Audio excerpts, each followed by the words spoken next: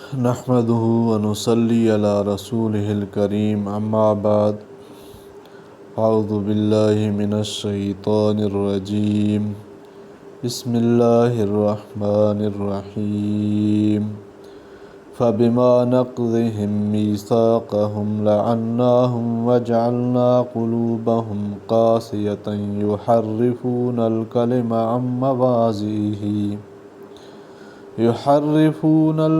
عن مواضعه ونسوا حظا مما ذكروا به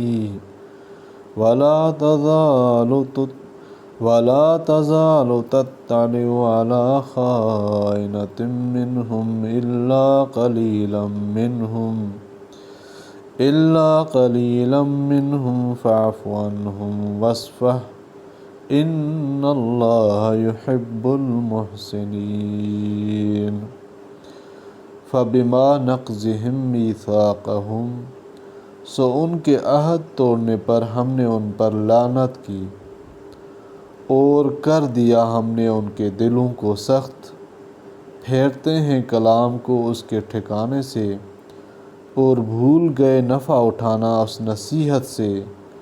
جو ان کو کی گئی تھی، اور ہمیشہ تو مطلع ہوتا رہتا ہے ان کی کسی دغا پر مگر تھوڑے لوگ ان میں سے، سو معاف کر اور درگزر کر ان سے، اللہ دوست رکھتا ہے احسان کرنے والوں کو۔ خلاصہ تفسیر: لیکن بنی اسرائیل نے عہد مذکورہ کو توڑ ڈالا اور توڑنے کے بعد طرح طرح کے عقوبات میں جیسے مسخ اور ذلت وغیرہ گرفتار ہوئے۔ بس یہ جو ان کو عنایت و الطاف الہیہ سے بعد ہوا تو صرف ان کی عہد شکنی کی وجہ سے ہم نے ان کو اپنی رحمت یعنی اس کے آثار سے دور کر دیا، اور یہی حقیقت ہے لعنت کی۔ اور اسی لعنت کے آثار سے یہ ہے کہ ہم نے ان کے قلوب کو سخت کر دیا کہ حق بات کا ان پر اثر ہی نہیں ہوتا، اور اس سخت دلی کے آثار سے یہ ہے کہ وہ لوگ یعنی ان کے علماء کلام الہی یعنی توریت کو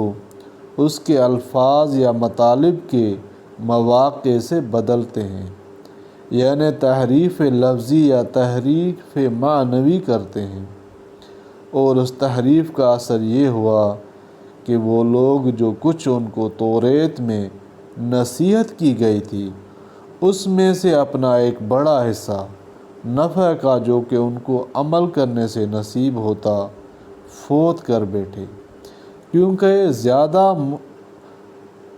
مشق ان کی اس تحریف کے مضامین متعلقہ بتصدیق رسالت محمدیہ میں ہوتی تھی،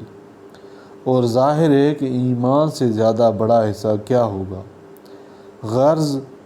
نقض میثاق پر لعنت مرتب ہوئی، اور لعنت پر قساوت وغیرہ، اور قساوت پر تحریف، اور تحریف پر فوت حظ عظیم، اور وجہ ترتیب ظاہر ہے۔ اور پھر یہ بھی کہ جتنا کر چکے اس پر بس کریں، بلکہ حالت یہ ہے کہ آپ کو آئے دن یعنی ہمیشہ دین کے باب میں کسی نہ کسی نئی خیانت کی اطلاع ہوتی رہتی ہے جو ان سے صادر ہوتی رہتی ہے، بجز ان کے معدود چند شخصوں کے جو کہ مسلمان ہو گئے تھے، سو آپ ان کو معاف کیجیے اور ان سے درگزر کیجیے، یعنی جب تک شرعی ضرورت نہ ہو ان کی خیانتوں کا اظہار اور ان کو فضیحت نہ کیجیے۔ بلا شبہ اللہ تعالیٰ خوش معاملہ لوگوں سے محبت کرتا ہے، اور بلا ضرورت فضیحت نہ کرنا خوشی معاملگی ہے۔ اور جو لوگ نصرت دین کے دعوے سے کہتے ہیں کہ ہم نصارہ ہیں، ہم نے ان سے بھی ان کا عہد مثل عہد یہود کے لیا تھا، سو وہ بھی جو کچھ ان کو انجیل وغیرہ میں نصیحت کی گئی تھی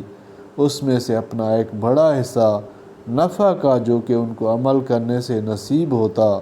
فوت کر بیٹھے۔ کیونکہ وہ امر جس کو فوت کر بیٹھے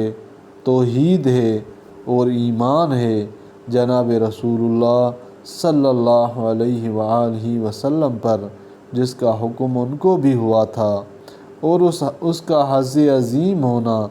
ظاہر ہے۔ جب توحید کو چھوڑ بیٹھے تو ہم نے ان میں باہم قیامت تک کے لیے بغض و عداوت ڈال دیا۔ یہ تو دنیاوی عقوبت ہوئی، اور ان قریب آخرت میں کہ وہ بھی قریب ہی ہے، ان کو اللہ تعالیٰ ان کا کیا ہوا جتلا دیں گے، پھر سزا دیں گے۔ اللہ تعالیٰ قرآن پاک کو سمجھنے کی توفیق عطا فرمائے، آمین۔